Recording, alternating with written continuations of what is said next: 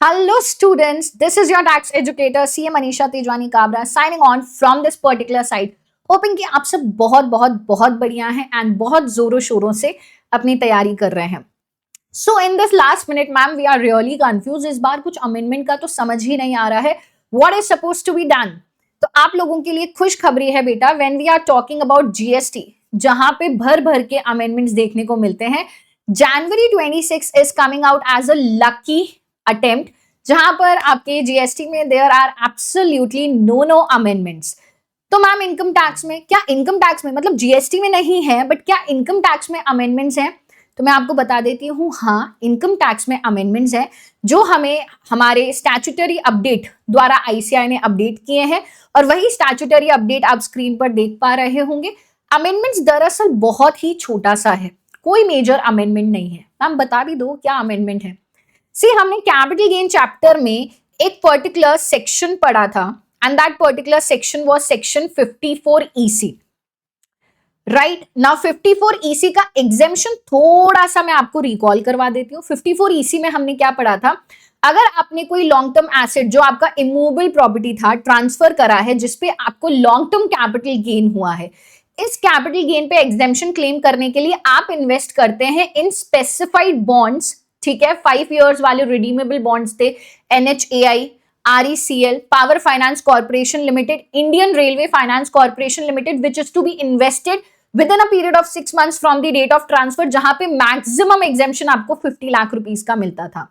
तो वहां अमेंडमेंट आया है. मैम क्या अमेंडमेंट आया है? अमेंडमेंट सिर्फ इतना सा आया है कि उन्होंने वहां पर एक और बॉन्ड्स ऐड कर दिए हैं.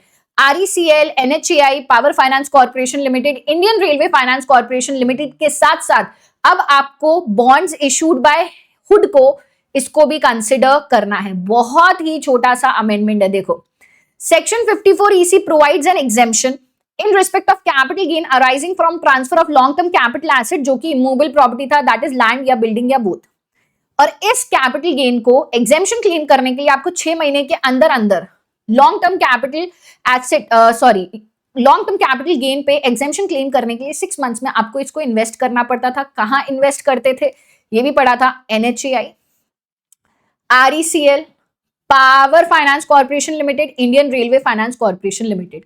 तो यहां पर सेंट्रल गवर्नमेंट ने इसी तरीके से एक और बॉन्ड इस लिस्ट में ऐड कर दिया है and that is HUDCO, which is Housing and Urban Development Corporation Limited, which is also 5-year redeemable long-term capital asset for taking the exemption under Section 54 EC.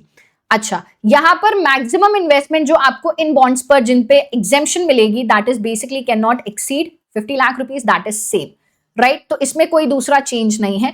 अच्छा, next amendment is also very small amendment and that has been brought in the chapter which is your provision for filing of return of income and self assessment.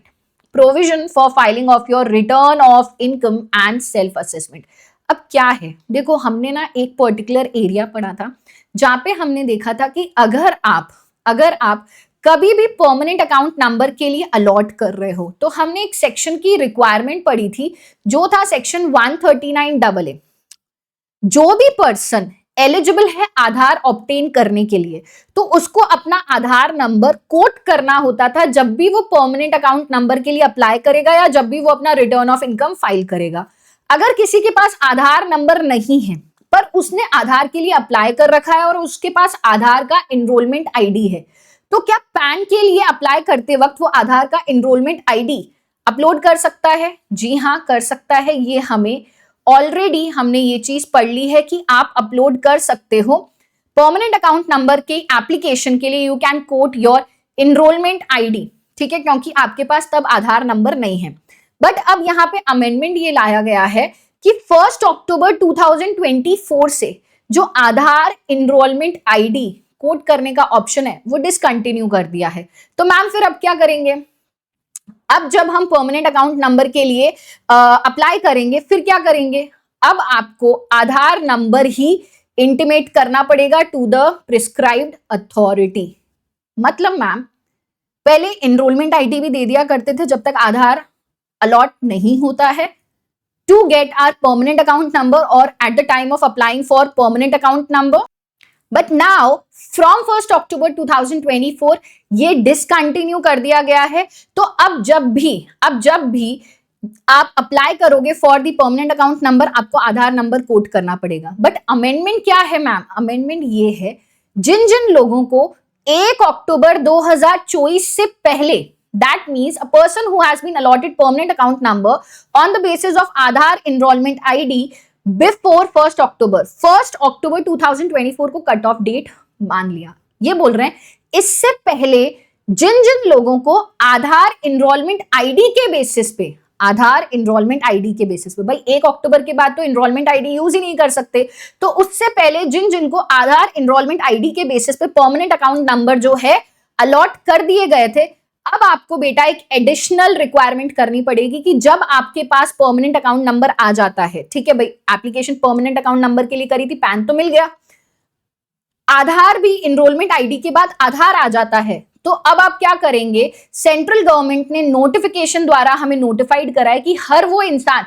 जिसको permanent account number on the basis of Aadhaar enrolment ID allot किया गया था 1 अक्टूबर से पहले, तो जब उनके पास actually आधार number आ जाए, उस आधार नंबर को आपको प्रिस्क्राइब्ड अथॉरिटी को इंटीमेट करना पड़ेगा। कब तक?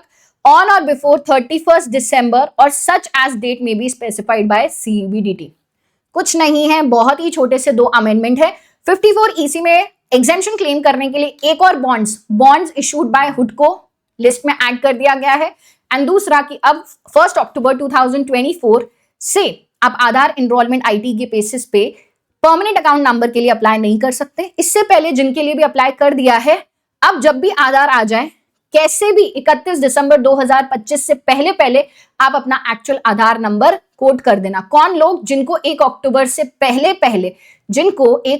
पहले आधार एनरोलमेंट आईडी के बेसिस पे परमानेंट अकाउंट नंबर अलॉट कर दिए गए थे। Ma'am what else? और कुछ भी नहीं है। इनकम टैक्स में ये 2 छोटे से अमेंडमेंट्स हैं। Just read these amendment and rest everything is taken care of. All the best student, take care.